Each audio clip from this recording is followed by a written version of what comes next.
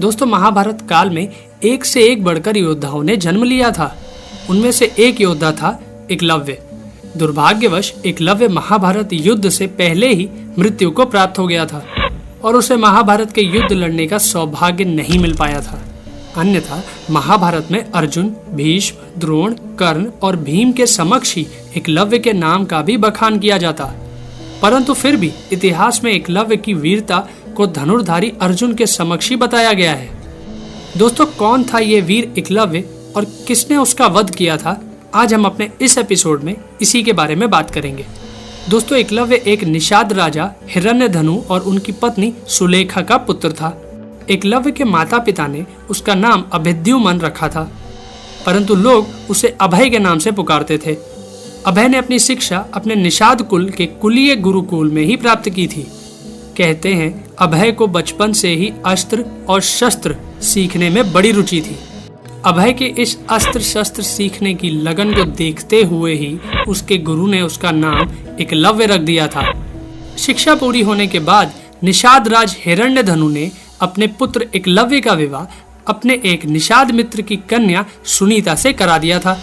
परंतु वह एकलव्य जो निषाद योद्धाओं के बीच में एक बड़ा पराक्रमी धनुर्धर बन चुका था, वह धनुर्विद्या की और उच्च शिक्षा प्राप्त करने के लिए गुरु द्रोणाचार्य के पास उनका शिष्य बनने चला जाता है।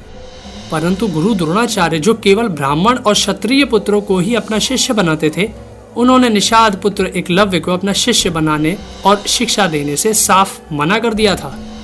परंतु उस निषाद पुत्र एकलव्य ने अपने मन से द्रोणाचार्य को अपना गुरु मान लिया था। इस कारण वह वापस अपने घर नहीं गया। उसने एक जंगल में जाकर अपने हाथों से आचार्य द्रोण की एक प्रतिमा बनाई और उस प्रतिमा को गुरु मानकर अपनी धनुर्विद्या का अभ्यास करने लगा। और कुछ दिनों में अपनी लगन से एकलव्य ने धनुर्विद्या में निपुणता प्राप्त कर ली थी। एक दिन एकलव्य अपना अभ्यास कर रहा था, तभी एक कुत्ता उसके पास आया और उसे देखकर जोर जोर से भौंकने लगा। कुत्ते के भौंकने से जब एकलव्य के अभ्यास में बाधा पड़ने लगी, तब एकलव्य ने अपने बाणों से उस कुत्ते का मुंह इस तरह बंद कर दिया कि उससे कुत्ते को कोई नुकसान भी नहीं पहुंचा। वह कुत्ता आचार्य द्रोण का था, इसलिए वह भागकर द्रोणाचार्य के पास आया। द्रोणाचार्य ने इस प्रकार बाणों से कुत्ते के बंद मुंह को देखा तो समझ गए कि यह काम कोई बहुत बड़ा धनुर्धर ही कर सकता है।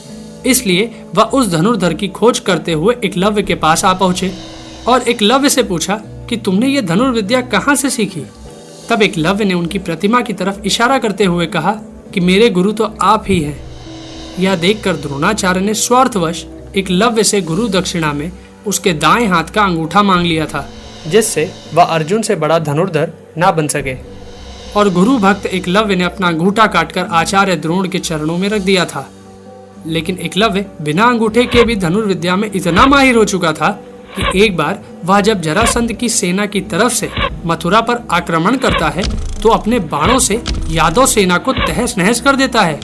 यह देखकर यादवों की सेना की तरफ मौजूद भगवान श्री कृष्ण हैरत में पड़ जाते हैं और यदुवंशियों को बचाने के लिए छल से एकलव्य का वध कर देते हैं।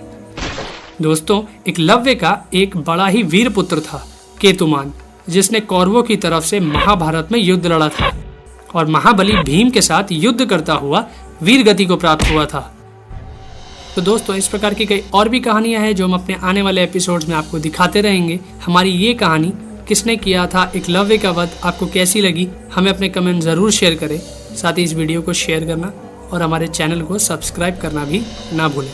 धन्यवाद दोस्तों।